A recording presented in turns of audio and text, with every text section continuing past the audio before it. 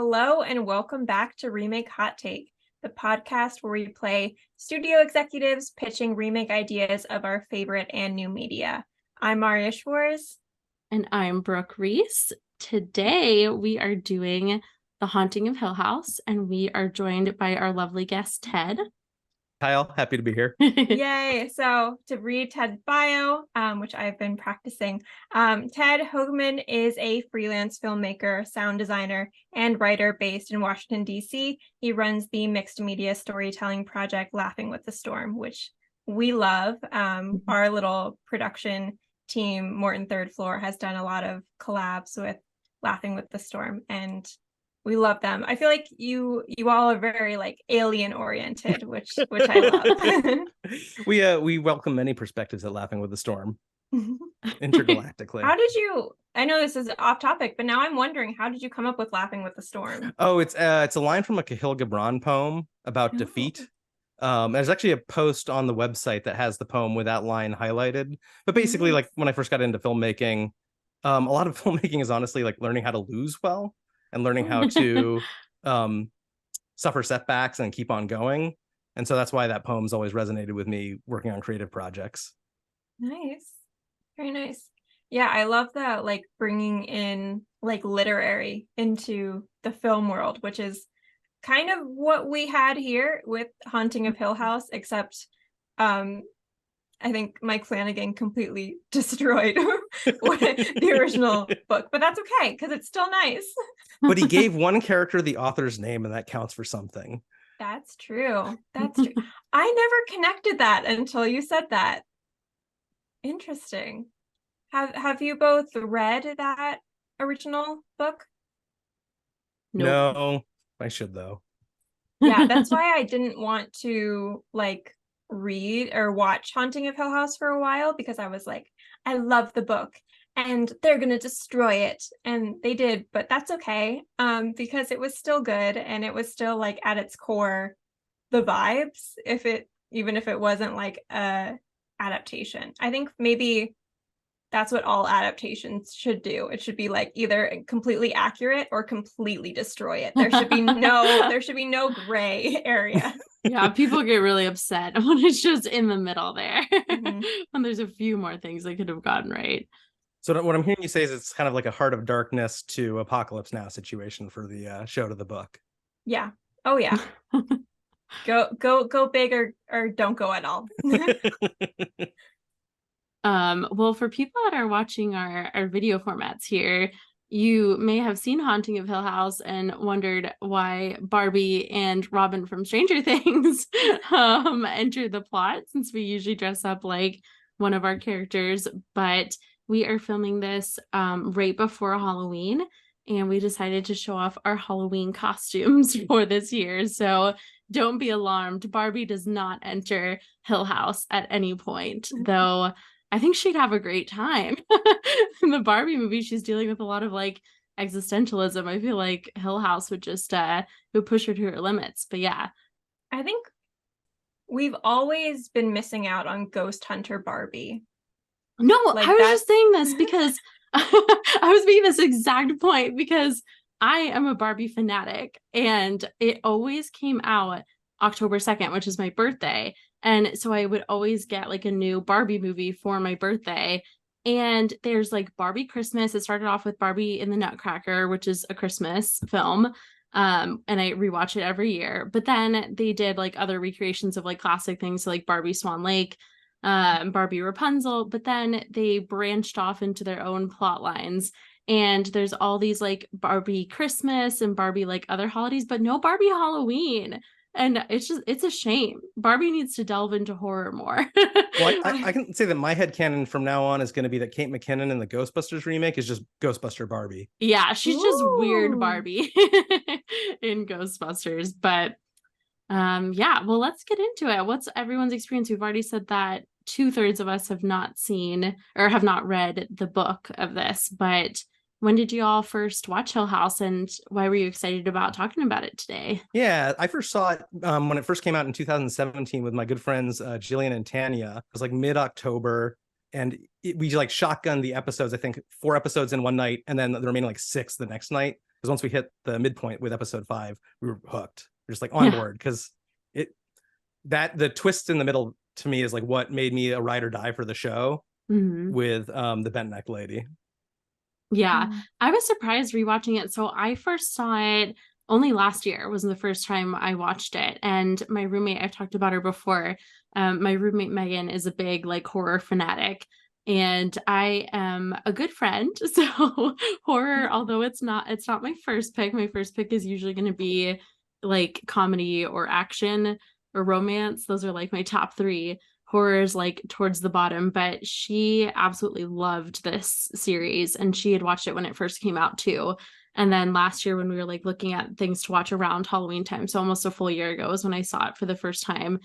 She was like, oh, I think you should definitely watch this. And like her synopsis of it, or like what made me want to watch it, she was like, this is the best writing I have ever seen in a series before. And she was like, it's masterful the way that they weave in like all of these storylines, and that there are all these like ghosts, but you don't know that they're ghosts. And I was like, okay, I'll take a little look see. So we watched it last year, and it's funny you're talking about the reveal of the bent neck lady. When I just rewatched it this week, I was like shocked that reveal didn't come, like it came right in the middle. It came in episode 5. For some reason, I thought it was like right at the end. But I was like, oh my gosh, no, this is like halfway through. They reveal this like huge like storyline, and it gets you thinking about how time like completely works differently in this universe, or in this house maybe specifically. And all these like things. It just brings up like so many different questions. And I was like, I didn't even remember it being like so smack dab in the middle of the series. I thought it was like a big reveal at the end. But yeah, I really loved it. When I watched it, I thought to myself like, oh, this is like amazing writing too. And well, I don't know if Marriya, is the book like also structured, how different is it? Is it like also structured really interesting, like the way that they piece together the flashbacks and like the flash forward? And I don't remember that. I don't think it is. It's like one of those things where like everyone is invited to the house and no one knows why, and then strange things start happening and they're like, Nell is weird. Like and no one is related. Yeah. More like a Glass Onion thing. Like I was gonna say, that sounds very Agatha Christie. Yeah, it's like a little strange where it's like this guy buys the house and then he invites Theo, who is like a psychic, and then Nell, who is like haunted by a poltergeist of her past, and is like, ooh, I wonder what this house is gonna do to them. And it's technically for science. But yeah, and then like it does end the same way with like Nell is like, Nell is actually a little bit more like Olivia, because she's like, I'm gonna leave the house, and then she commits suicide in the end, or like buy the house, I guess. So yeah, super interesting. I feel like the only thing that's really the same is like the house and some of the names. Okay, so totally not the same. Well, that's interesting that Theo's a psychic in the book, and Nell, sort of, you still have the Nell suicide in the book, but it's different. I love the fact that, because I have to admit, I don't like shows that start with, or don't like shows that have suicide as a plot unless you're really going to delve into it. That's one thing I really appreciated about this show, is that it starts with a suicide and it's basically all about the consequences of it. Yeah. And I think Luke is a liar and a thief in the book, and so he has there's that element too. So yeah. But yeah, and then like Mr. and Mrs. Dudley are all there, and they don't stay in the house after dark. But basically like Eleanor becomes like obsessed with Theo. And everyone's like, girl, you gotta slow down. Because she's like, I've never had a friend before. So she's like much more of like a stranger character, I feel like, here, because Brooke and I have been talking about, and I want to get your opinion, Ted. Who do you think is the most tragic character, or like the top tragic characters in this show? Because there are a lot. Oh, that's tough. Although I don't know if he's the most tragic, but I think the most interesting of the tragedies of the people who die is the dad. Because he makes the most conscious choice, and he's the one I think who by the end of the show has the best understanding of everything that's gone on, and he's emotionally processed it the best, and ultimately that's what kills him, but he does it to save his kids, which is a beautiful tragic ending. Yeah. That's good. Yeah Just, I wish you wouldn't mansplain all of that, all of the ghost stuff away in the beginning. The real killer is the mansplaining. Just listen to Luke and Nell, and we would not have been in this situation. I don't know. I think that was also like the wild thing. Like, if this started happening, and obviously I don't have kids, but if I did, if like my kids were traumatized, I might just move. Like, I don't know. I might just be like, that's odd. Maybe we'll give up on this project and we'll move on. Well, I think that it does a great job of showing that like they can't do that. I mean, they could like just cut all of their losses, but I think that something that I read was that, you know, the house is like intentionally spreading black mold throughout it, because the only character that we have that doesn't have their own like hideaway version of the Red Room, they don't have their own like little man cave, is the dad. And I know, I would be so offended. Well, like, the house doesn't want you. Because so the reason that the house uses the Red Room, at least in my understanding of this, which that's another thing that I'll say is like there are so many layers to this that I need to, because this is only my second watch and I was like, oh shit, I was like figuring out so many more things on my first time. So I'm sure if I watched it like a third and fourth, like more things would come to light. But in my understanding of it, this second round through, the Red Room, you know, we use this analogy of kind of like the little kids animated movie like Monster House, where the house is like literally trying to like digest and consume them. They compare the Red Room to like the stomach of the house, and that it disguises itself for the kids and for Liv, so that they spend more time in there, and then slowly it like kind of poisons their mind. But the Red Room doesn't need to convince the dad that it's like in a safe place. It doesn't need to lure him in there. The way that it needs to like strategically keep him busy is by like spreading the black mold. And the Red Room is the source of the black mold, because he talks to the plumber, to the mold guy or whatever, that he's checked like every single room except for one, which is the Red Room, because it won't open for him, and that there's no like clear source of basically of the mold spreading. There's no like liquid source that they can find with like leakage or like drainage problems. And so his like Red Room is just the Red Room as it is, which is like spreading this mold, and it does that so that it can keep him there occupied longer, so that it can eventually like ensnare all of its victims. But yeah, I mean, I don't place too much blame on him, because he's doing his best. I feel like he's doing his best, and they very much are like panicking about how much money that they spent on this house. And that's like what their job as like basically house flippers is they spend all their money on the next purchase so that they can fix it up and then, you know, get all that money back. So in many senses, they can't leave, and the house is doing everything that it can to like sabotage that. So I don't blame Daddy too much. So financial instability is the real monster. Yeah, that's so true. Like financial insecurity in the US that does not support its citizens. Like they could have explained to the house, like, we're gonna flip the house and then you'll get more people to haunt, and it's like, just explain the long game to the house a little bit. Like, don't worry, you're going to get more people to haunt.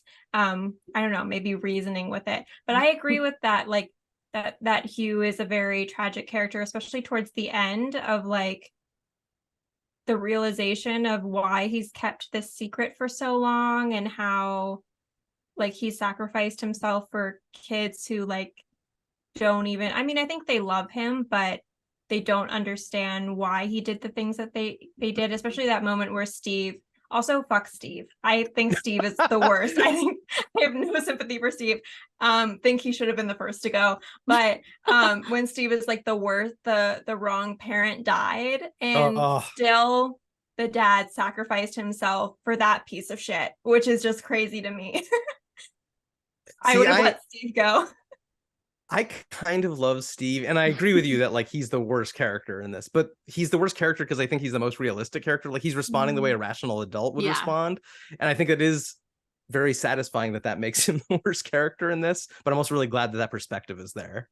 That's true. He's very, very different. I think I have a problem every single time I watch this when we get to that part where they're like saying their last goodbyes to Nell's ghost, and he's like, I'm sorry if I didn't listen. And I'm like, you did not listen. Don't add in that if.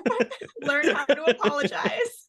You still have more growth to learn. But can we pause for a second? Because I want to know who we have on the panel. Ted, do you believe in ghosts? Oh, okay. That's a good question. I'm not dodging it. Yes. I think I believe more though that rather than the undead coming back to visit us, it might be more like time bends in weird ways. Well, you're perfect for this show. Yes. One of the many reasons I love this show. Yeah. Interesting. Yeah, Brooke doesn't believe in ghosts at all. Yeah, I don't believe in ghosts, but like if I were to believe in ghosts, I think they're friendly. Like who's coming back to Earth just to be mean? Well, I kind of agree with that, except I think that if there are ghosts, it probably is linked to trauma. And so ghosts, much like in the show, probably would come across as horrifying and scary, but fundamentally not evil. Mm-hmm. Yeah, wait, so Marriya, do you believe in ghosts? Yes, fully. And I have I'm like very ghost sensitive. So I like know when a ghost is in the room. So I would not be good in the Hill House. So totally, I do believe that ghosts are probably like traumatic individuals and that they aren't here to haunt or like actually hurt us. But I do really respect Nell as a character because of this, because I also, if I died, I would go and haunt the person who has told me this whole time that ghosts don't exist. The first thing I would do is I would show up in Brooke's apartment and be like, because in the mortal realm and the spectral realm, I will want to be right in both. That will always stay true. No, but like, well, first of all, your pettiness knows no bounds. Transcends life and death. But see, like, but if you came to haunt me, I wouldn't be afraid of you. I'd be like, yeah, Mario's a good person. I was like, she's gonna be a good ghost too. I just like asked you if you wanted to continue the podcast. I'd be like, so do you think we could do like Remake Hot Take like just in person now? Like you won't show up on camera, but like if you get close enough to the mic, I think that we could make it work. But yeah, no, I don't know. I just think that I'm more of like a Steve character. And I mean, I work in the field of psychiatry, so I would be like medication management. I'd be like, we need the antipsychotics. I would probably, I don't like Steve, but I think I'd be making probably the safe decisions that he did. I'd be like, tie the tubes. We're not continuing this. I know my family, but if Steve, so is Steve your favorite character than Ted, or do you have a different favorite? No, you just like him. I like the fact that he's in the show because he's somebody who I think is easy to hate, but then I've watched the show 3 times, and I feel the last time I did feel like a lot more sympathy towards him because he is sort of like the adult in the room, but at the same time he's very wrong about the events of the story. Yeah, I think the only thing that I don't like is that and what Nellie says too, is that he's like capitalizing off of their stories without believing in them. I think that's the only like part that I don't like. And even though he's like the adult in the room, I feel like he in many ways like failed as a big brother figure. I think that like Shirley is more like carrying this family in terms of like eldest daughter energy. And Shirley like was on this rewatch, she was like my favorite character for like the first like 3 episodes, and the funeral episodes, Shirley really like loses it for a second there, and she says like some nasty stuff to her family. But I don't know, I think I see like way more of the responsibility of like being the like older sibling figure like falling onto Shirley, and her doing like a better job of that in terms of like supporting her siblings. And like Luke lived with her for a while, and like she paid for his therapy, and they just seem a little bit more close to her than they do to Steve. But yeah, I don't know. This is like when I rewatch it, I'm like, oh, it's like such a good story, like such good storytelling, but like it's just so sad at so many parts. I'm just like, oh my God, it never ends. And we were talking about who the most tragic character was. I I think do we agree on Nellie being the most tragic, or Yeah, I would say Nell, just because like that girl can't get a break. no? I mean, just like nonstop. I would also say like I know that they're not like main family, but Abigail, I mean, what bad luck. Oh God. You go outside of your house once and and I think Mr. and Mrs. Dudley, pretty tragic, and Nell and Hugh would probably be like my top ones. So we just list every character. We're like, Steve. I think their story's really sad. Steve also, using my MFA, objectively, he's a bad writer. He uses so many adverbs. You just know that like Stephen King, who's like writing in the same genre, has like tweeted, like subtweeted him, being like, Haunting of Hill House, little too many adverbs there. Someone didn't read my writing tips. Oh no. He's like, you should take my master class. Yeah. But yeah, I think that, so did you guys say that you think that Nellie commits suicide? Because or you weren't. I couldn't tell what you were saying like a few minutes ago. Because I'm team she was murdered. Like she was definitely struggling with her mental health. And then she goes to this psychiatrist / therapist, which is like kind of unique. Usually you're one or the other. His license. Yeah. Usually you're one or the other, but to the therapist's credit, I would also be very skeptical. If like I don't think it's his fault that he was like, just go confront it. Like it's just a pile of wood rotting in the woods. Like it's just a building. He didn't know, but he did doom her in many ways. So she like takes 9 times advice. out of 10, it's 99 times out of 100 it's not actually haunted. So yeah, he was looking at the statistics. He was taking a calculated risk there. But yeah, I mean, she was clearly like mentally not doing well after like the tragic death of her husband. But I think it like very much, well, yeah, I think Liv murdered her. I don't know. I don't think that she consciously stepped off the balcony. What do you guys think? I agree. I think the house murdered her. What I have a question with is, did the house / bent neck lady kill Arthur? That is my question. Okay, so I have an answer to this. Well, I feel like I have an answer to this. But to go to the suicide, one of the things I love about the show is that I feel like it plays ambiguity so well. Yeah. That it could be that she stepped off the balcony and committed suicide. She probably didn't intend to, because we see her hallucinating, dreaming that she's dancing with Arthur. But it does kind of fit. Like I have to give my wife Sudeshna credit for pointing this out. Like her episode is such a good raw depiction of depression, probably like one of the best ever done in fiction. And suicide is unfortunately like a way that a lot of people's depression ends. And so I think there's definitely the show is explicitly addressing suicide as an idea and its impact on the people who ultimately do it, and the people who love them. And so I think that's actually one of the best parts of the show, is that it is this exploration of that. I think but it also plays as Liv murders Nell to keep her in the house forever. But does the bent neck lady murder Arthur? No. The reason the bent neck lady shows up at that moment is because she's revisiting the most important parts of her life, and that was one of the most traumatic important parts of her life, and that's why the bent neck lady appears right before he dies.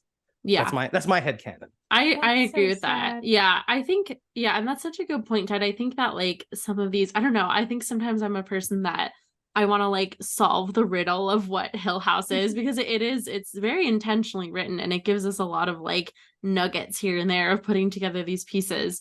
But I think that I like tend to be someone that wants to like get to the truth of like what factually happened here.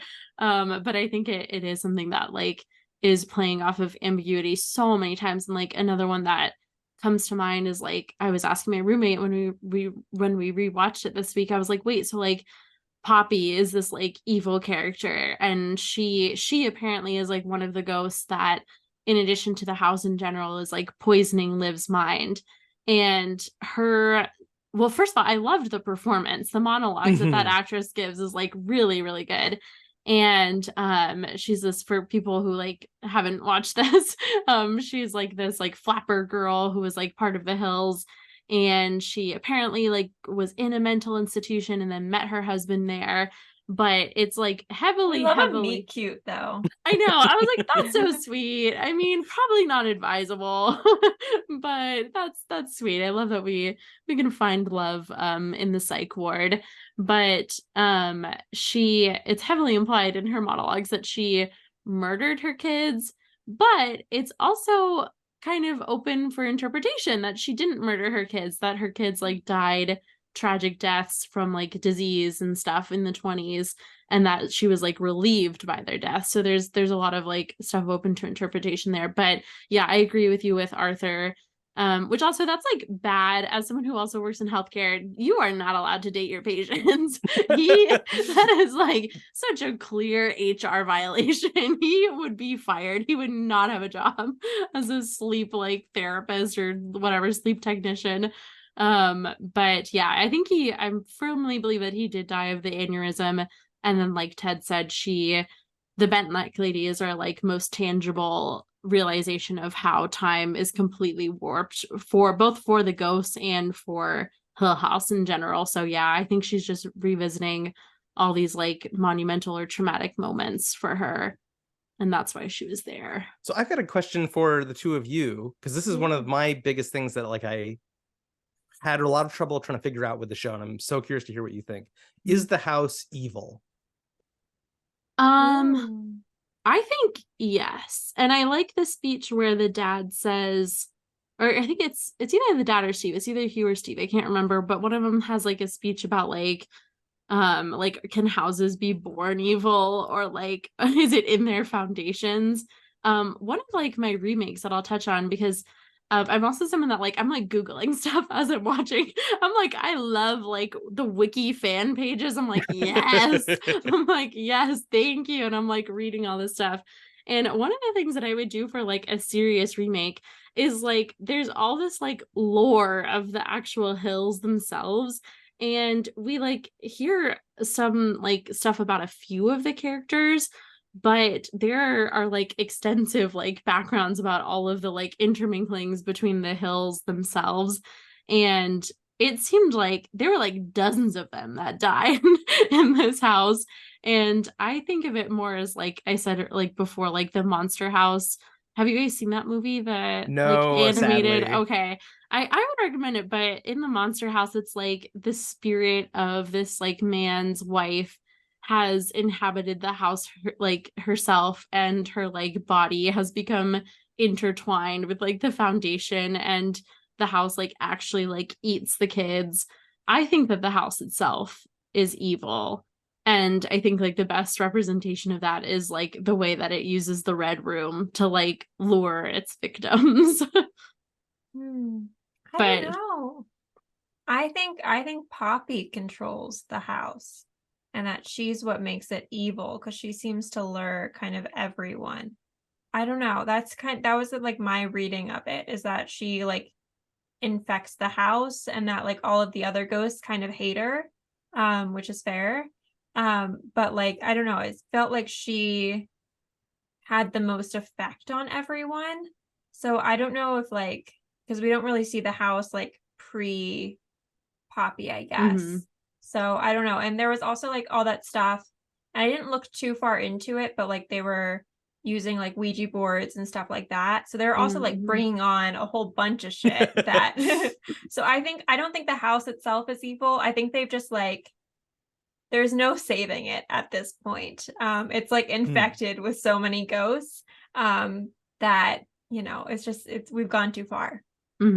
Interesting. What I was thinking with the house is I the first time I watched it, I was actually angry that they weren't sort of making more of a point that the house is evil, that there isn't this evil presence in the house. But then watching it through a couple more times, there's the speech by the Dudleys. I think it's Mrs. Dudley who says it, that this house is full of precious things and they don't all belong to you.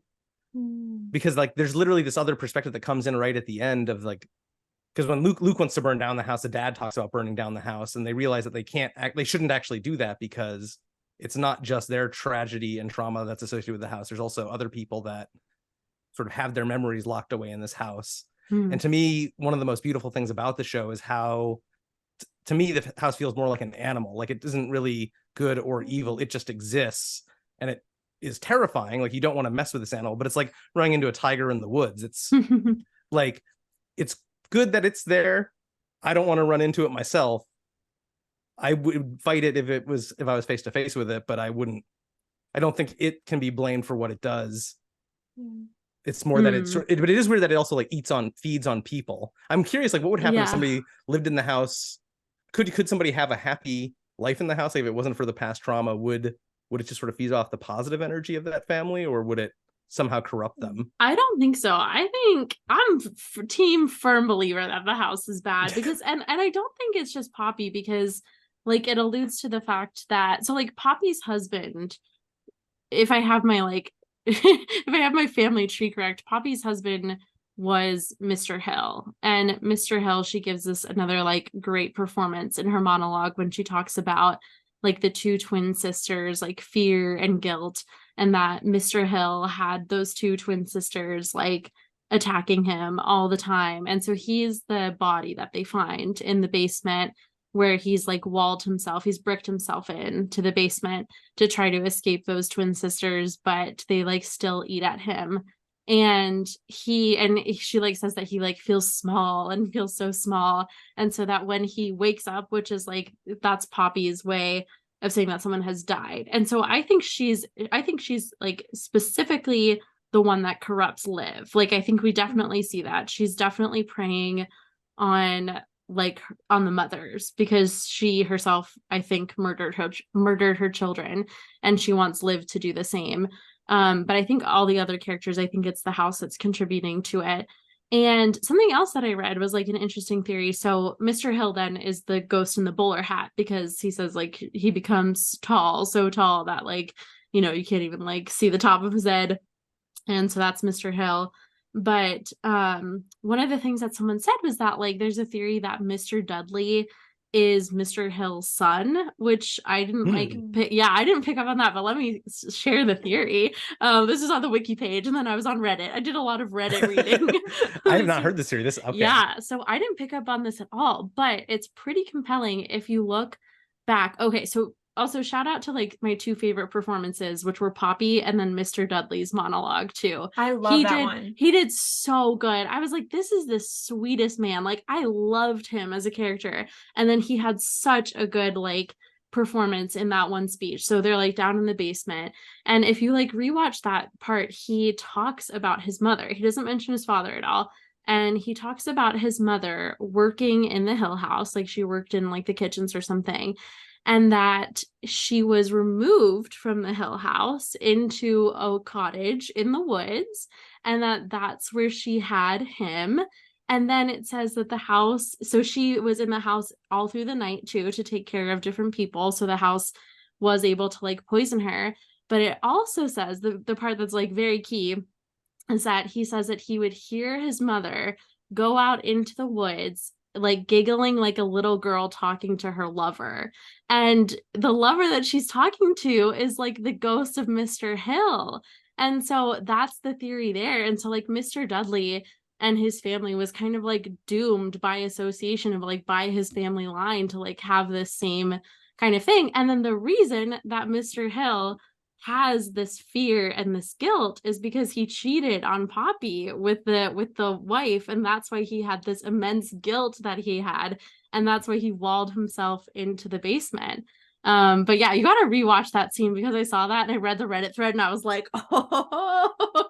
Okay, I literally have goosebumps. I don't know if this will show up on camera. I know. So it was Wow. so good. I was like, oh my God. And that's also why Poppy is like super like vengeful too. Like, she knows that he like cheated on her while her two like little children were dying of like, I think her son had like polio or something, and then her daughter too.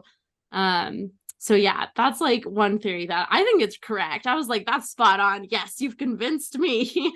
Wow. But yeah, I really like that theory. Yeah. I always felt like, and this is going back to your earlier point, because I need time to process that part. But going to your earlier point, I feel like Poppy's like in charge of the house, because I don't think any of the other ghosts really hurt anyone. Like that like mother or whatever is like trying to help Olivia at first, and there's like that little child that holds on to Theo's hand, but there's never like any other.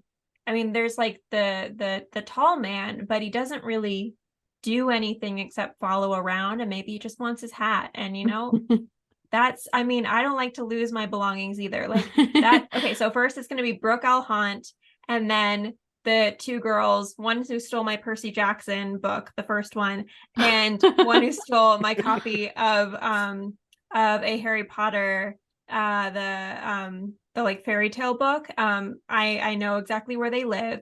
I've thought about it. So I have their addresses memorized. Yeah. I know first and last names. So I don't like to lose my belongings either. So that is understandable. I think the only one that like really like attacks other than Poppy is like the basement ghost, who is, I believe, Hazel's son, who like I think I was reading Reddit as well. Hazel like had that whole contraband business thing, and then she burned all of the contraband and didn't realize that her son was like in one of the barrels or something. So I think he's just like scared or something. And then there's like the wheelchair kid, and who just wants to be like let out of his little room or whatever. I don't think anyone else is like vicious than Poppy. But I think like the main difference there is that like this house is still like feeding on those people, and they all are still having these like tragic accidents. So it talks about the Hills, like one of them died trying to build the house. Then the son dies in the cellar during the Prohibition because she like burned the alcohol in the barrels or whatever. I think the difference, because I was worrying about this because I got really sad about Abby at the end. And then I was asking my roommate because, well, like Ted said, so I think the house, I think that's a good interpretation of it. When you said it's like an animal, I think of like Jordan Peele's like Nope, where like it's like a big presence, and they go into lengths to talk about how animals cannot inherently have like evilness to them. They are just acting true to their nature. So this house, maybe the house itself is not evil, but the things that the house does to consume the people, the house wants you to stay with it. Like we could maybe say that the house is just really lonely and it's like a toxic friend. Like it just wants to get more and more people to stay with it.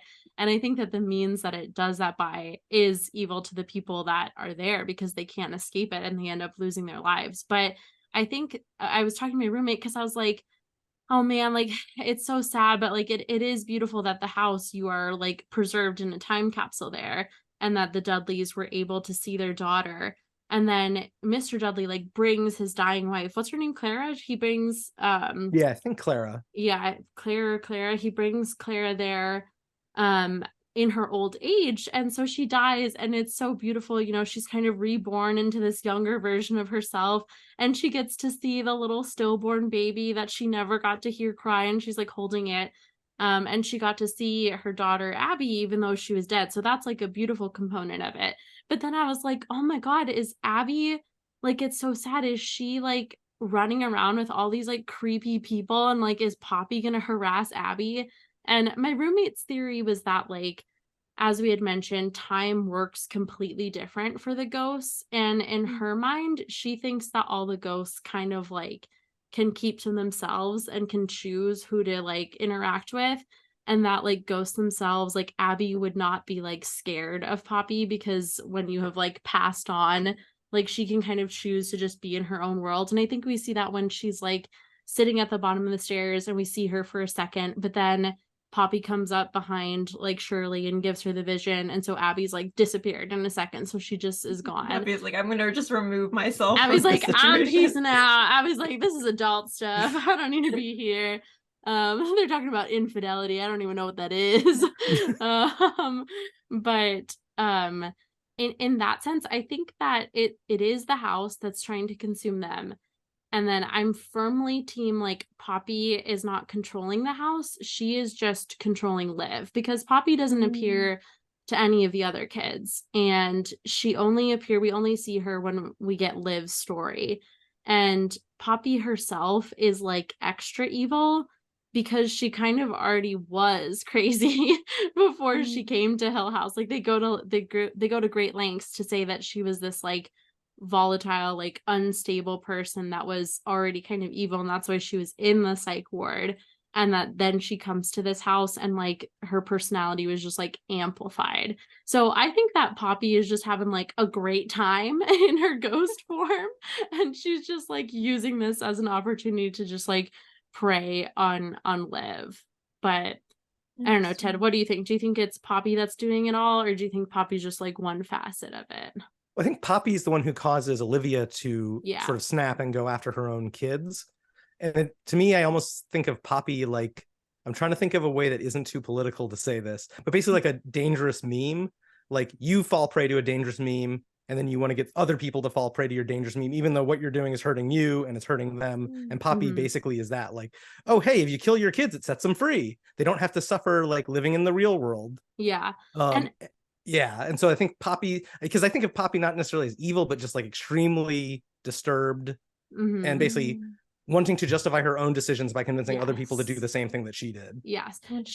They go to great lengths to like show that she has like completely warped her mindset, so that like she sees like completely bad actions like murdering her kids, she's able to complete like 180 them and convince Liv that like murdering, like she's just completely flipped like her moral compass, so that like bad equals good, waking up equals dying, and she wants Liv to do the same thing. Like you're right, she wants Liv to also do that. And it's funny because like Poppy's red room, she talks about it when she sees Liv, and she sees that Liv has turned the red room into like her little reading area, her little sitting room. And she says like, oh, at one point this was like my nursery, this was my something else, which is a really interesting thing to think about. Oh, and I loved, I just like love doing like deep analysis on series that are just so rich like this. Like they give me so much that I'm like, oh my God. But I just think that everyone's red room just says so much about them, like as a character. So like Theo's red room is her dance studio, and we see how important like dancing is to her character. Like she has like a really horrible day at work where she like finds out that this little kid is being like abused by her foster dad, and she like goes to the club immediately afterwards, which seems like a bit of like an odd thing to do, but like dancing is definitely like her way of decompressing, and so that's like why that's her red room. Luke has like a tree house where he says like no girls allowed, and that's like even though like he and Nellie are like super close, like that's like his little like boys retreat, and we see him like foster like a close relationship with like Steve in his tree house. Nellie, it's her little toy room. She's just a little girl, she loves playing with her toys and her tea set. For Shirley, it's a family room, which I think that really speaks to Shirley's character, because I think she has, you know, she, like I said, in the funeral scene, the day of the funeral is not her best moment, but I think that Shirley is the one character who is truly like mourning the loss of her mother, like so much more than the other characters. And she seemed to just be the one person who like loved her family so much. So like so much so that like the red room knew to lure her in by creating a little family room where it's pictures of their family all on the walls, and she just sits there quietly. And I think we see that like she really misses her mom and like misses that family aspect, like when she creates her little like plastic model of the forever home, like in her little like office at the funeral home, she has the forever home there, and it's like so special to her. But yeah, Steve, it's his game room. For the mom, it's the reading room. And Poppy says it was a dressing room first for her, and then it was a nursery. So I think those two are very interesting. Yeah, and that gives you more a sense that like maybe also Poppy was also taken, I guess, by the house. Yeah, maybe as well.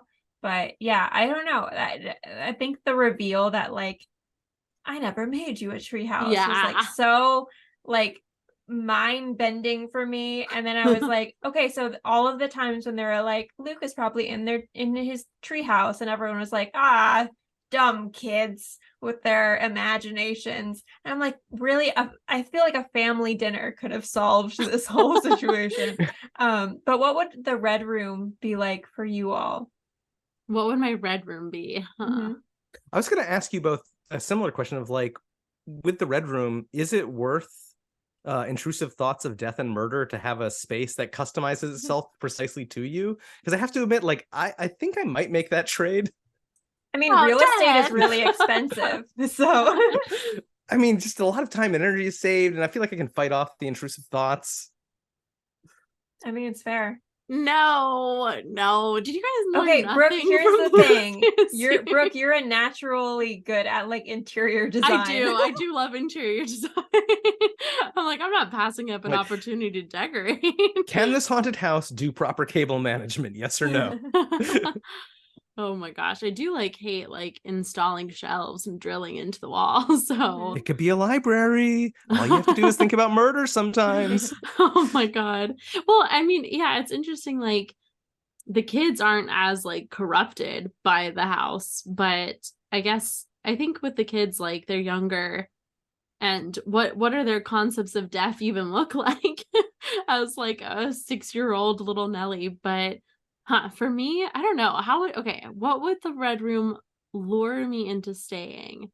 I'm a bed person. I love doing everything from my bed. So, there are bed people and there are couch people. They're you eat on the couch, you watch TV on the couch.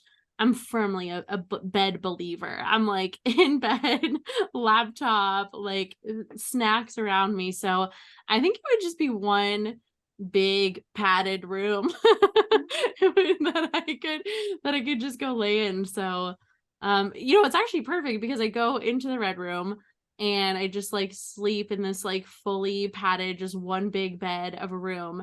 And then if I do go crazy, then I'm in the psych ward, and then it's also just a big padded room. So it's win-win for me. I am not losing either way here. But yeah, what would your guys' Red Room be? I don't know. I asked the question. You asked the question. I wouldn't answer. Okay, well, I think mine would be a home cinema setup with a nice surround sound and everything, but then also with a writing nook in the corner. Ooh, I like it. Yeah, I like the idea of some kind of library, home theatery kind of thing. If they could I don't know, throw in I don't know. I've never owned a Wii Switch, so I don't know if they can buy things for me. I don't know if there's an Amazon wish list that they can fulfill as well. But I don't know. I would be open to exploring my intrusive thoughts in exchange for items. I feel like if it can make you hallucinate your loved ones, it should also be able to do a Wii Switch.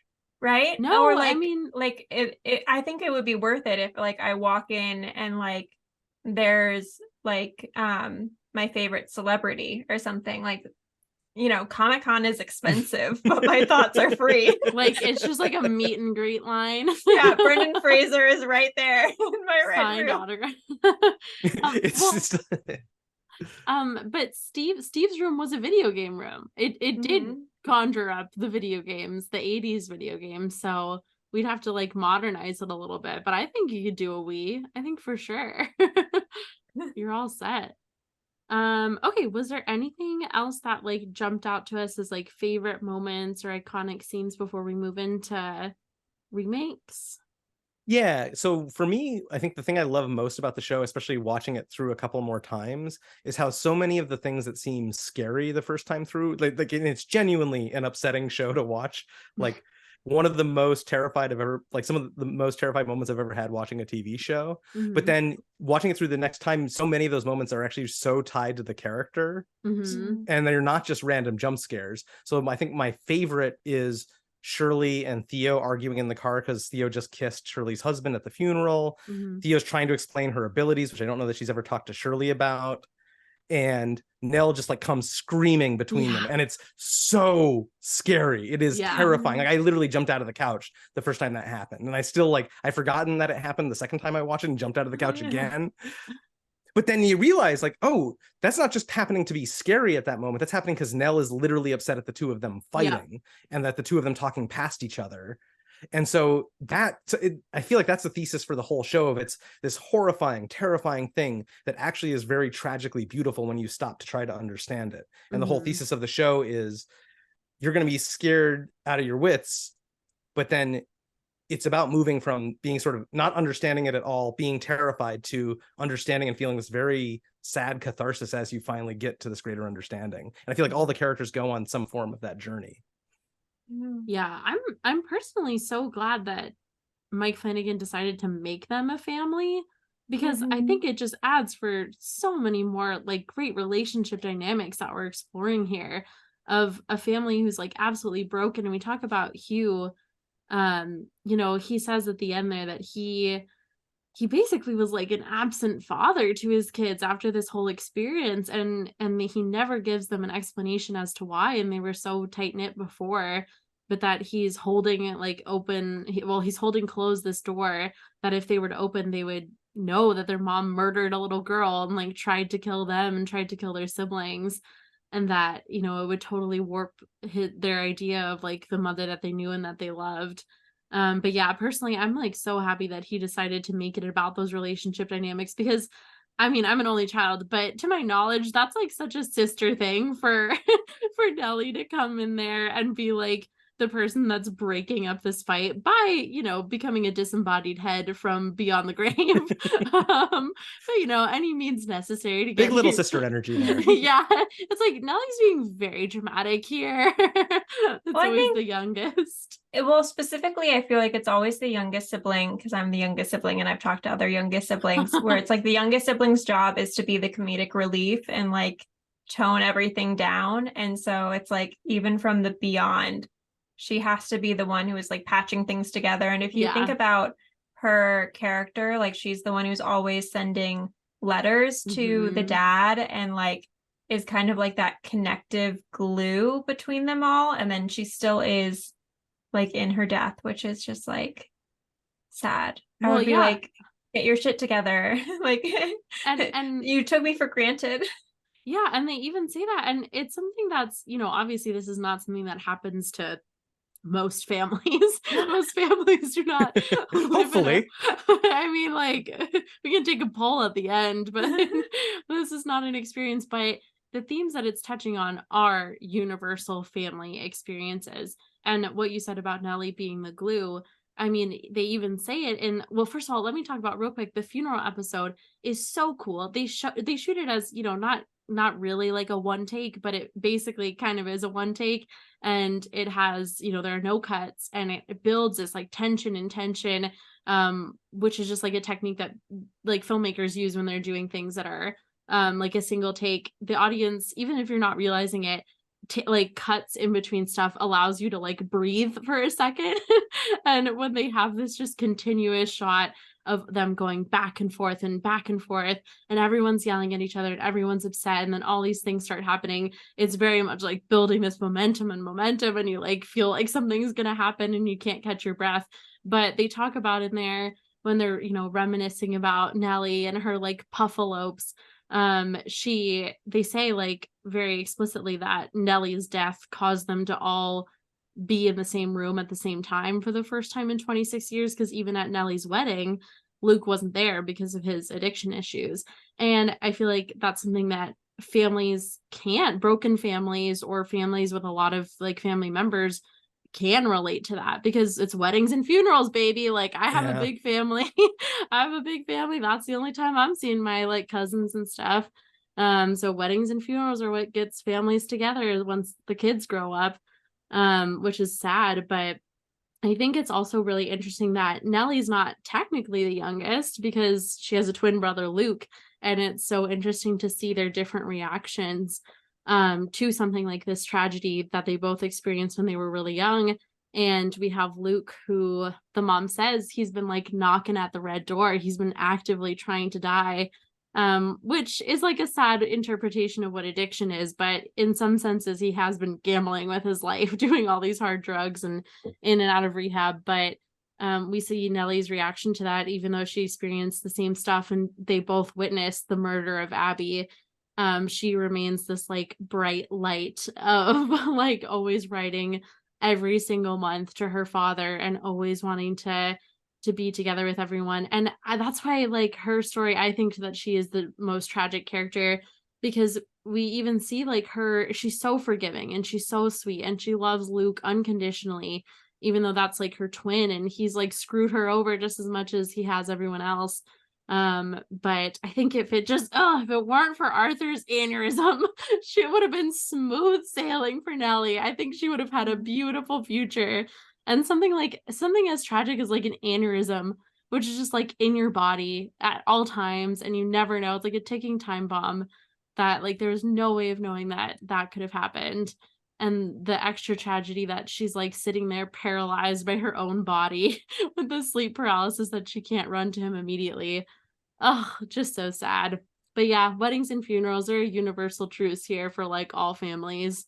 So I'm really, really glad that he switched it to a family instead of strangers. I'll also say, very superficially, love Victoria Pedretti. She is the nose flare queen. And I eat it up every time.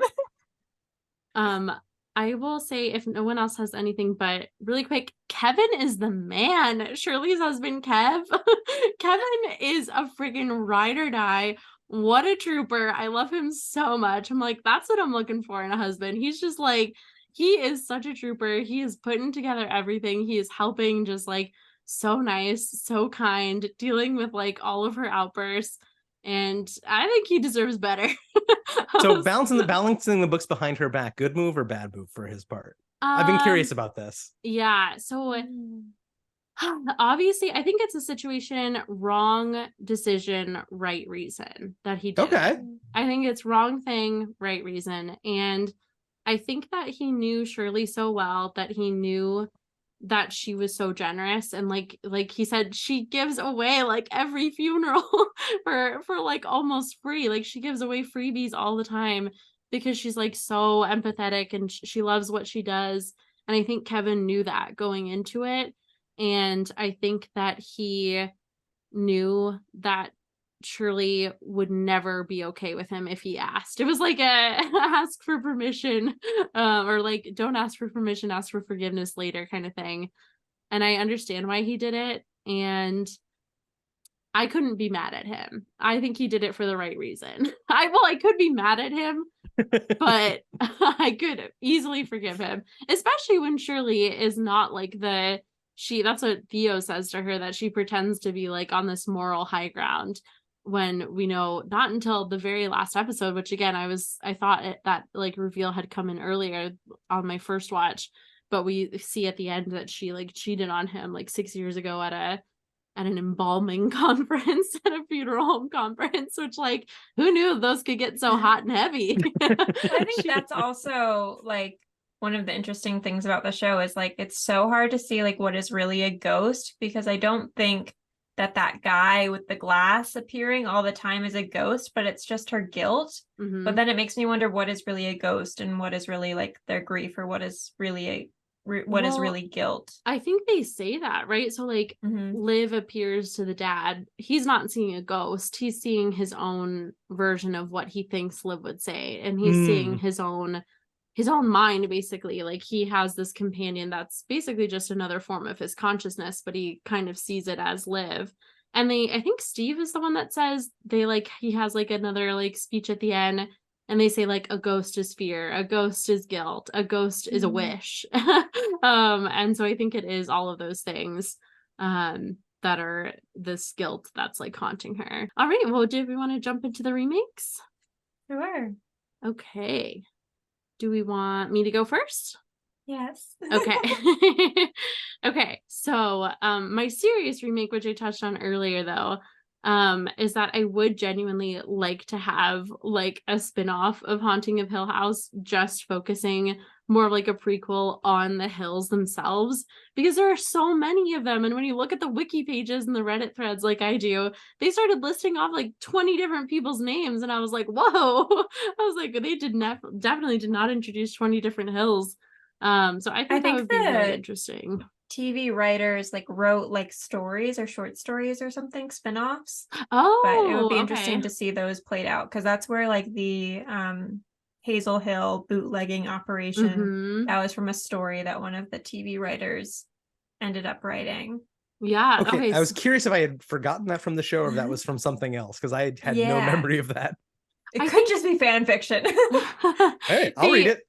they mention it they definitely mention the bootlegging operation in the basement when they find the basement, but I don't think they explicitly say that anyone died in there. I think that came from the Reddit thread. But so yeah, that's like a serious remake that I would like. And then another serious one is that I wanted them to go a little more in depth about like Liv calls it like that all the women have like these sensitivities, basically that they have like some sort of like superpower, like Avengers Assemble abilities. And like Liv's is with like her headaches, she can like see stuff. And then Theo obviously is the one that they go the most in depth with, and that she has this ability when she like touches things or people that she can like feel their emotions. Sometimes she can see things too. But they really quickly say that like Shirley, and we see it like maybe once throughout the series, that she has these like dreams. And personally, I relate a lot to Shirley. I really like her. I think I'm the most like her as a character. And I talk a lot in my sleep. So I want a little explanation more in depth about Shirley's psychic abilities. Just in case I also have them, because I talk so much in my sleep. Sometimes I record it, and I want to know if I'm like prophesizing things. I don't think so, because most of the time I'm yelling at my mother in my sleep. Like it's almost exclusively yelling at poor Deb. I don't know why. But I'm always like, Mom, shut up. It's like my dream is like her not knowing how to like use her computer tabs on her laptop. So I don't know. I wish they went a little bit more into Shirley's. And then I wonder if there would be like an option for a spinoff with Mean Girls, where they're like Theo can have psychic abilities through touch and Shirley with her dreams. And then there's Karen from Mean Girls who can know when it's raining by her like boobs. It's raining right She's now. actually one of the cranes. I love it. Long lost sister. And they say that Nellie has some sort of something, because Liv was like, yeah, I think your sister has it too. Like when we first came into the house, like she said it was really loud. So I was like, oh, what does that mean? Like, is Nellie hearing the ghosts like at different parts, or I don't know. But well, then Nellie has the connection with Luke, where she can sort of feel the same things that Luke is feeling at times. But Luke sort of has that as well. I mean, and then I do kind of wonder if that's a little bit explored with how she becomes the bent neck lady, because she basically becomes the most Bamf character of the whole show. Like that she is sort of influenced to some extent, like the events that led through her whole life in this weird out of order way. Yeah. Oh, well, okay, jumping into my silly goofy remakes.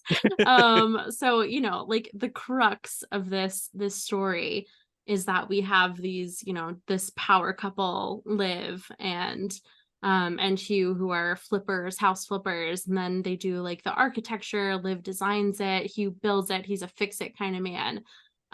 Well, I just think that we could lean into the HGTV aspect of it all, and I think that it should be a different power couple.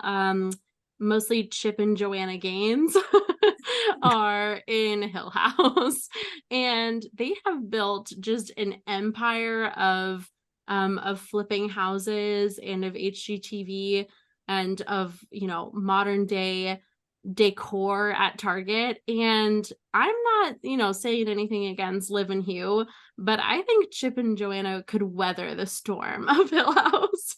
I think that they are so powerful together that they would just be completely unaffected by the house, and none of the ghost stuff would happen. They would just successfully renovate and flip it and then sell it, and it would be the same story. It would just be you know, just a more updated, more like a modern farmhouse is Joanna's style. So we get rid of all the old architecture. We put in a couple sliding barn doors and a sign that says like eat, pray, love, and nothing bad happens.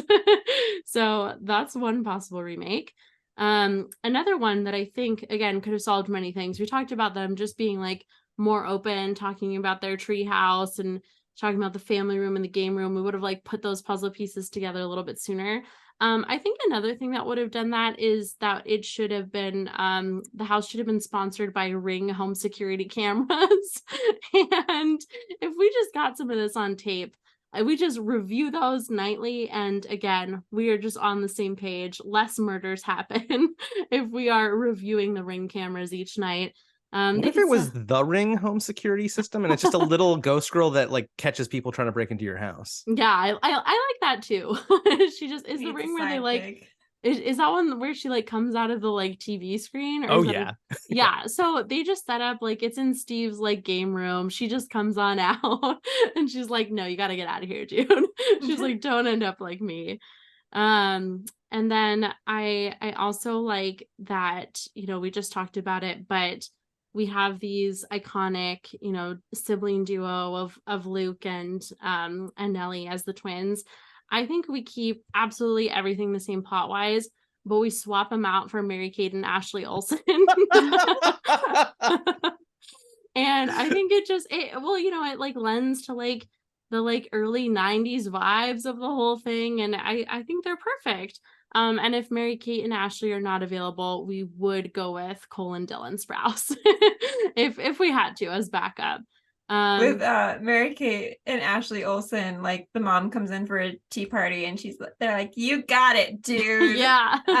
And then Dylan and Cole Sprouse, they would be like, let me make sure to bring my Danimals yogurt. The Danimals sponsorship. That's the only thing I remember them doing, really. I'm just imagining somebody dipping Danimals into rat poison, and it is a real dark image. Ooh. Oh no. That was the real sweepstakes. The real sweepstakes all along was being haunted by Cole Sprouse. Eternal life, asterix. You will win this sweepstake and then you will never win anything again for the rest of your life. But yeah, those are my remakes. Anyone else? I also had HGTV. The idea that it would start as like a regular house flipping show, and then it would kind of be like a docu-series kind of thing, and then it would just get wildly out of control. And you would have like them being like, we're gonna get out of this house, and the producers being like, you have a contract. And it would just be really dark. So do you think there's like one producer with a headset that is like, this is gold? Like, yeah, all the ghosts keep running around, people are losing their mind, and they were like, we are gonna make $1 million off of this limited short series. Yeah, and then they're like, okay, we have another haunted house lined up. It'll just be a series of haunted flipping houses. I don't know. I think they should have already done that already, basically. I was also thinking that we could have gone further, because I love that ending monologue gets me every single time, where Nellie's like, every house has a stomach and all of that. This is the heart of the house. No, not the heart, the stomach. I don't know. Love her, love the nose flares. So I think we should just go further with that analogy, so we know like what room is like the armpit. We should just go further. Like Steve is in the armpit. Like, I'm sorry, that's Steve's room. I really don't like Steve. And then finally, I don't know if you all are like musical theater people, but I think it should have been Haunting of Harold Hill House. From The Music Man. And so you just like open a closet and it's just like, we got trouble right here in River City. And that's it. And he's the only ghost. And that's his only line, because that's the only song I remember. But those are mine. I would watch a musical haunted house show. Right? Or just every time you open a door, it's some new haunting song. Right? I feel like, I mean, if it was like the cast of like the Addams Family or something, that would be fun. Real quick, that you're like, you want to know the armpit of the house and everything. It's just like, do you think that since the red room is the stomach, do you think that like all these problems are happening because like Hill House has like IBS or something? Like it just has like an upset tummy, and it's just trying to see if it like eats a couple more things, if that'll like calm it down a little bit. Like Liv is like the ginger ale of the human world. What if you just put a bunch of Pepto-Bismol in the red room? Yeah, I think that would, we just like get the liquid and we just start like throwing it everywhere. The mold I don't know what Luke was going with the gasoline. Yeah. What was that gonna do? I love it. Ted, did you have any remakes? Yeah, so I've got a couple. One's a pretty simple one. One of the things we didn't talk about, but is one of my favorite parts of the show, is how there's these hidden ghosts through the whole show. Mm-hmm. They're never like really highlighted, but if you know where to look, you'll just see like a figure standing in a hallway, and it's so creepy. I love the fact that it's a show that really rewards you. The closer you look, the more creeped out you're gonna get. Mm-hmm. But I do think that if you're gonna make a search for ghosts like that through the whole series, at least one of them should be Waldo. I love it. Just like in the distance, a striped shirt passes around a corner. Like in the basement during like one of the flashes, just if he was there in the striped shirt for a frame. But he specifically should also have a Reddit page, like a whole Reddit thread on his Waldo Hill. It's actually Waldo Hill. Yeah. The other one that I have is with Nell and the Bentleck lady traveling through time the way that she does. I think there's a really fruitful like idea of a spin-off with that, where she just keeps traveling through time and she appears before children of different time eras to both traumatize them and then teach them an important life lesson. So like she pops into existence outside a castle in the medieval times and tells them not to play with that dead rat to catch the plague. She pops into like a group of Chinese kids playing with fireworks in the Song Dynasty and is like, hey kids, don't play with fireworks. And like we're back to Roman times, hey, don't play in the aqueduct. I like it. I'm picturing Magic Treehouse meets Bent Neck Lady. Like that is a grim image. Nellie is on the Titanic. Nellie's the superhero we never expected. Yeah, I love her. Interesting. Very nice. Great. Did we want to do one roll for remake with each other?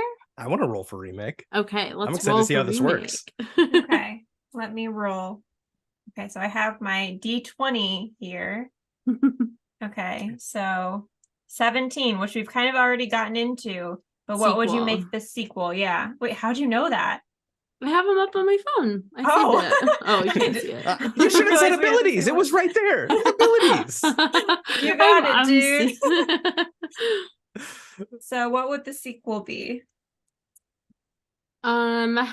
Well, I think that we could have a sequel, but we can either like up the ante or like lower the stakes a little bit. So we could have like Haunting of like Tall Cliff House, or we could have Haunting of Small Mound House.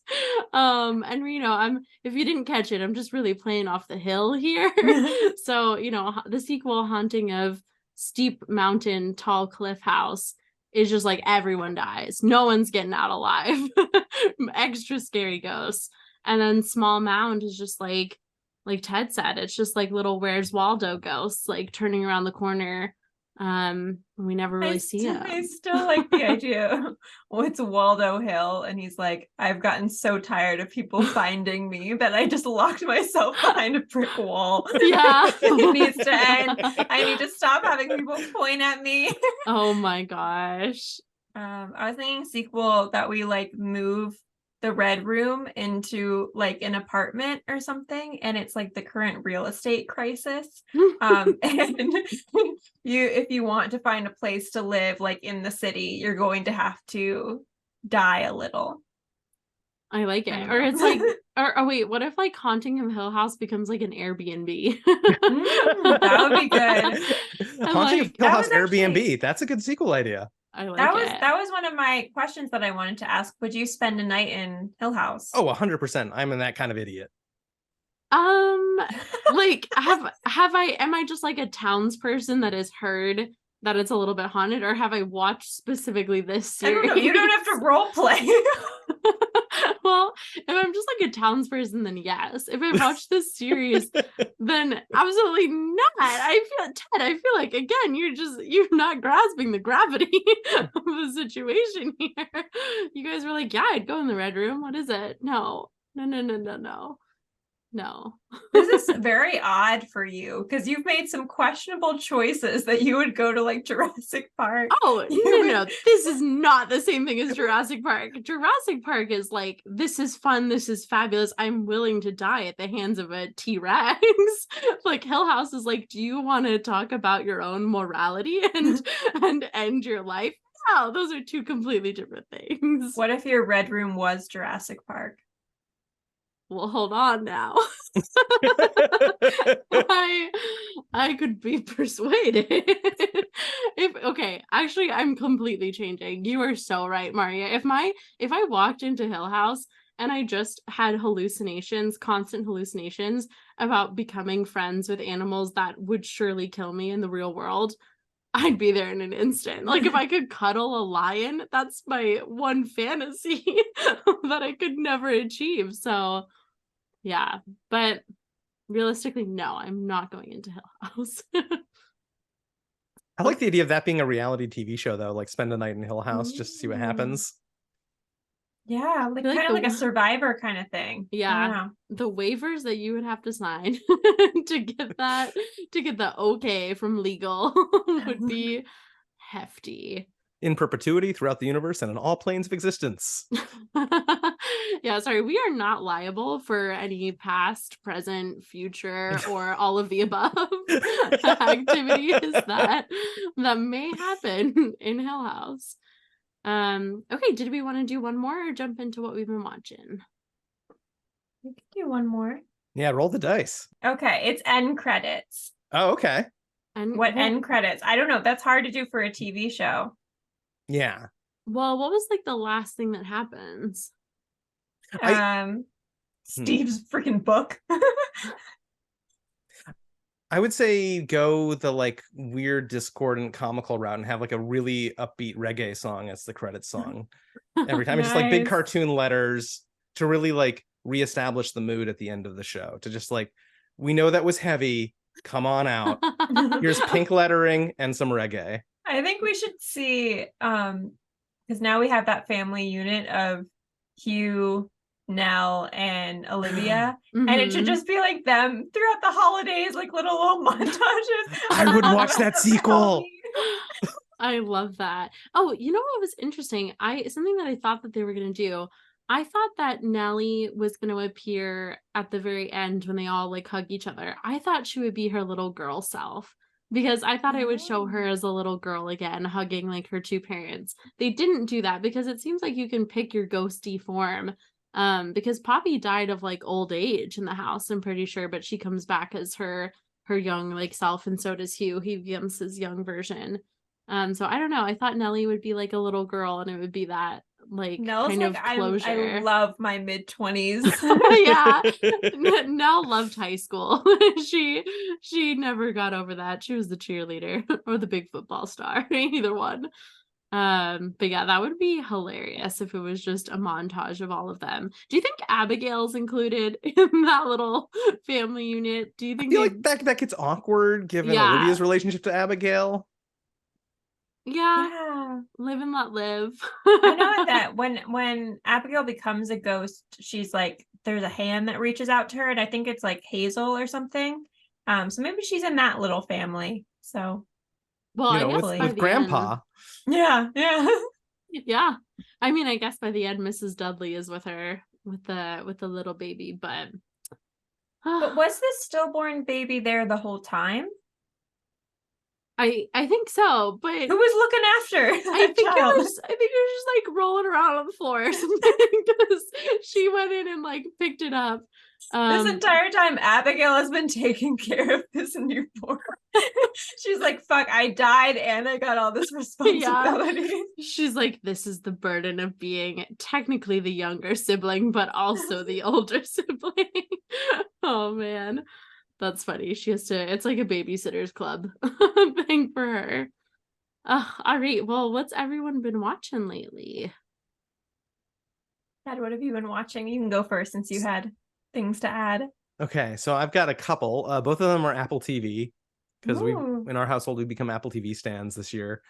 First one is Silo, which is incredible. It's based on the book series by Hugh Howey. It's set in a world where everybody lives in an underground silo base. You're not quite sure how big it is in the first episode, but it just has some of the most incredible world building. The people inside seem to think the outside world is toxic, but nobody knows for sure, because the only way that they know are these video feeds that may be altered. And so the one rule is that you are allowed to leave the silo, but if you do, you have to go out You go out alone, you go out with like a protective suit, but the suit doesn't last. And so everybody who goes out seems to die, but you're also not sure if what you're seeing is the truth.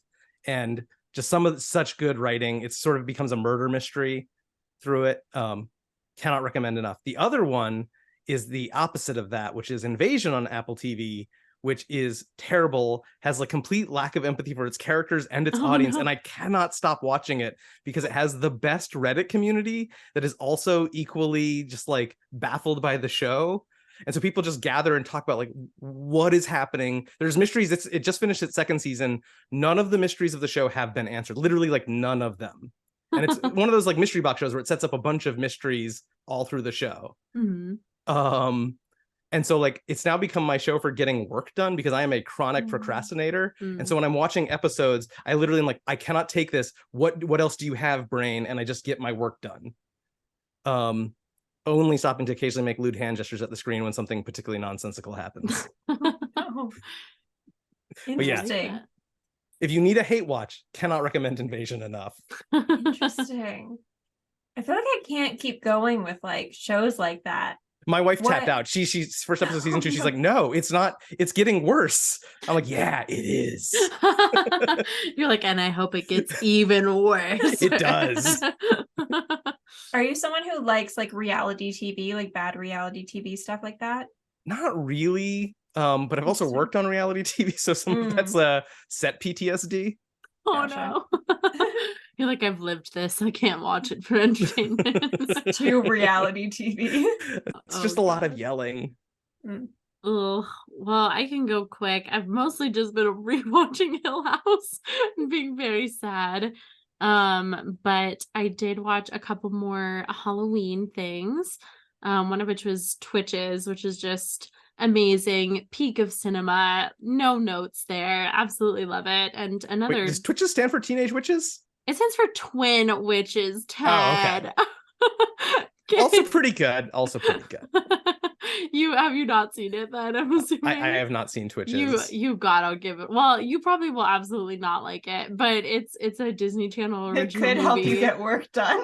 Yeah, actually, it is terrible. You'll get through a lot of work. Throw that on. There's also a sequel. There's Twitches too, but it's about twin witches, Tia and Tamara Mallory from like Sister.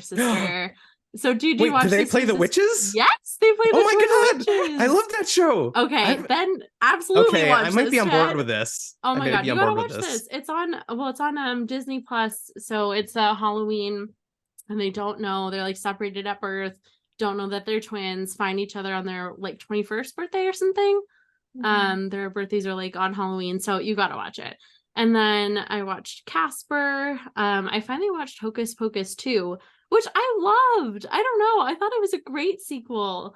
It was just like so cute and so like true to the original, like the original characters, the Sanderson sisters, but like added just a couple of fun new twists.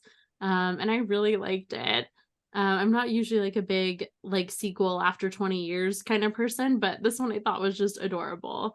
And then I'm also watching the all spooky stuff. I'm also just started the Exorcist series with my roommate. We just started that yesterday, and I think we're on like the 3rd episode or something, which is really good. I will say it's something that I've noticed from watching the Exorcist series and then watching Hill House. Like I said at the top, I'm not the biggest like horror movie person, but I am a horror series person. I love the horror format like stretched out over like the bulk that a series gives you versus the movie, because they can just go so in depth. And so far, like The Exorcist is just so good, and I like it so much more than like the original. When was that, like 80s 70s film? I like it so much more. They can just explore so many more things when they have the time of the length that a series provides. But yeah, that's it. Marriya, what have you been watching? I watched No Hard Feelings. Was that your first watch? Lawrence. The first watch of No Hard Feelings? Yes. Do you like it? Yeah, you said it like, oh, honey, was that your first watch? Well, I saw it in theaters, and it just came out on Netflix, right? Well, I mean, I was a Jennifer Lawrence stan. I went into the theaters to see her. But yeah, that was good. I'm late to the game, but I thought it was good. I haven't seen it yet. Okay. Oh boy, haven't seen Twitches. Haven't seen No Hard Feelings. But yeah, it's like about Jennifer Lawrence like having to date a teenage boy, which feels questionable when you say it out loud, but they like acknowledge that it's questionable. Does that make it better? I don't know. I don't know. It was, what do you think, Brooke? You're the expert. I'm the resident No Hard Feelings expert in the building. Oh, I think it's totally fine. It's like a cute little movie. I think he's like 19 or something, and it's like these overbearing parents. Matthew Broderick is one of the parents, and they're like, our kid is like such a fucking loser. Like, he hasn't been laid. We need to like essentially hire a prostitute, but not really hire a prostitute. And that's when Jennifer Lawrence gets the gig. She's like 27 or something, 28, 29.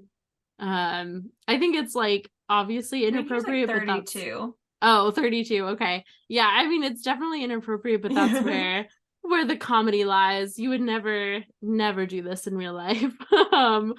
But yeah, I really liked that film. I thought it was so good, and I love Jennifer Lawrence as like a comedic actress in her comedy roles. Mm-hmm. Right. Yeah, I liked it. I thought it was funny.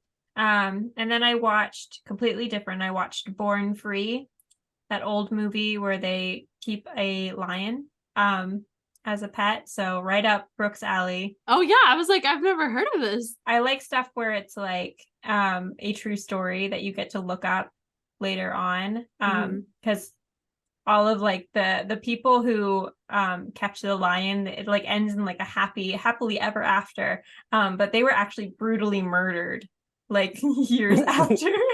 Wait, is this the viral video where the guy goes and sees the lion in the wild and it like comes and hugs him? I think it was like, so it was like these people, I don't remember when it was, but they like the husband shot their mother lion, and then they just adopted the cubs, and then they didn't want to give him to like a zoo or anything, so they just like raised this cub into a full lion, and then they were like, you can't bring the lion back to England with you, because they were British, and so then they had to like train the lion how to like mate and like hunt and do all this stuff. But it ends like with a happily ever after. But apparently the lady was so evil and so evil to her employees that the employee later shot her. And that is like her story, and she's buried with the lion and not like with her husband or anything like that. So super interesting. See, that's what I want my true story documentary to be. I want to live her life murdered by the employees and all. And then I watched The Fall of the House of Usher, so the new Mike Flanagan, which is not my favorite, but I definitely feel like it's up there. He like is so into cats, people like suffocating behind brick walls, and drug use. I don't know why that's his thing, but that's what he includes in like every single thing. Because I've seen part of Midnight Mass. I could not get into that one, and The Haunting of Bly Manor. And it's a lot of like the same stuff. I don't know. He's really into brick walls. Like, well, I will say, bricking yourself up behind a wall, big introvert energy. That is, yeah. I mean, I kind of understand it sometimes. Right? Do you think he went to like one therapy appointment where his therapist was like, listen, man, I don't know. I just feel like you're not really in touch with your emotions. I feel like you're like putting yourself behind a brick wall to protect yourself.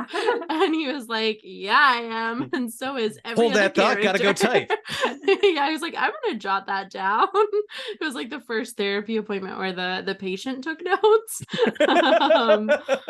I watched one episode of Fall of the House of Usher, and I did not continue it.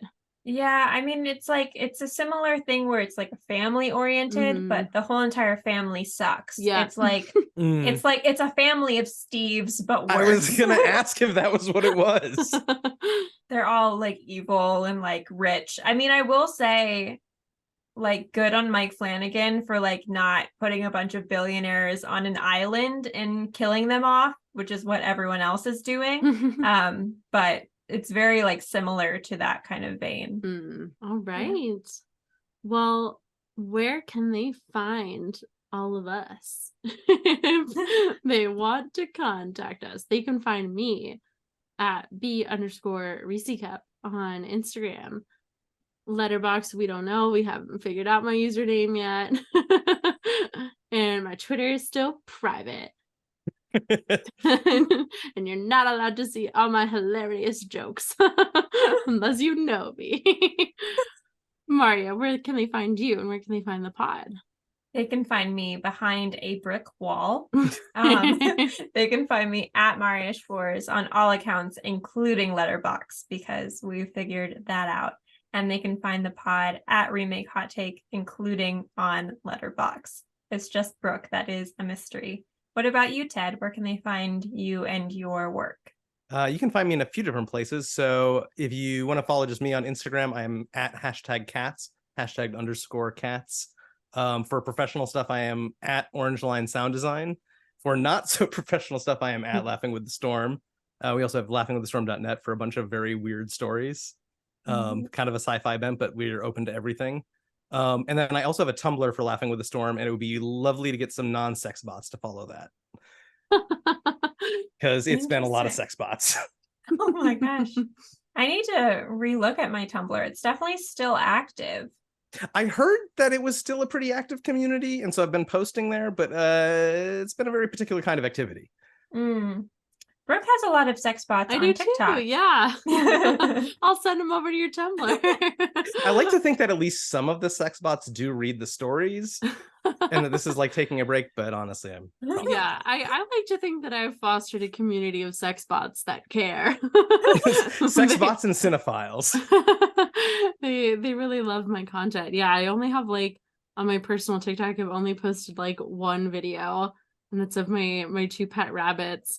And like it's just sex bot after sex bot liking it. Like bunnies. And I'm like, I didn't even put anything in the caption. I'm like, I don't know how they're finding this, but it is popular amongst the community. They probably they have layers, Brooke. It's not just sex bot. Yeah, there are real people behind those bots. But yeah, I don't know if I would wall myself up behind a brick wall. I think I would do like, I don't know, maybe like just like a plastic like plastic kind of prison wall scenario where there's like a little telephone, so you can like still talk to me if I want to talk to you, but if I don't, then I just put the telephone down and you can't do anything. And I have a little curtain, so I'm not as walled up emotionally. I think you're just the wizard from Wizard of Oz.